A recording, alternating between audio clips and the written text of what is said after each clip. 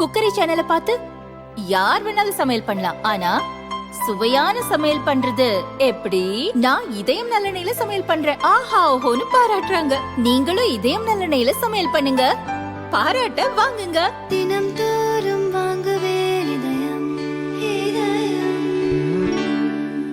திமுகவில் கட்சி பணிகளை மேற்கொள்ளவும் சட்டசபை தேர்தல் தொடர்பாக திட்டமிடவும் ஒருங்கிணைப்பு குழு அமைக்கப்பட்டுள்ளது.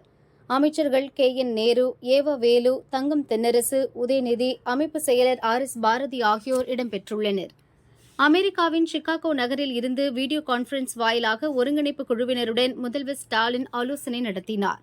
அப்போது ஸ்டாலின் கூறியதாவது: சென்னையில் வரும் 17ஆம் தேதி நடக்கவுள்ள முப்பெரும் விழா ஏற்பாடுகள் வரலாற்று சிறப்புமிக்கதாக அமைய வேண்டும். கட்சி நிர்வாகிகளின் வீடுகள் மட்டும் 1 லட்சத்துக்கு மேல் இருக்கும். அவர்களின் வீடுகள், அலுவலகங்கள், வணிக வளாகங்களில் கட்சி கொடிகள் பறக்கவிடப்பட வேண்டும். கோடிக்கணக்கான தொண்டர்களின் வீடுகளிலும் ஈவேரா, அண்ணாதுரை, கருணாநிதி ஆகியோரின் படங்களை அலங்கரித்து வைத்து விளக்கேற்றி கொண்டாட வேண்டும். நிர்வாகிகள் மாற்றம் தொடர்பான அறிவிப்பை முப்பெரும் விழா கொண்டாடும் நேரத்தில் வெளியிட வேண்டாம். விழா சிறப்பாக நடத்தி முடிந்த பின் 20ஆம் தேதி வாக்கில் வெளியிடலாம் என ஸ்டாலின் கூறியுள்ளதாக தெரிகிறது. இதுகுறித்து திமுக முக்கிய பிரமுகர் கூறியதாவது: இந்தியாவில் கோவிட் பரவல் அதிகமாக இருந்தபோது அதை விரட்டும் விதமாக ஒவ்வொரு வீடுகளிலும் விளக்கேற்ற வேண்டும் என கூறி பிரதமர் மோடி மக்களுக்கு அழைப்பு விடுத்திருந்தார்.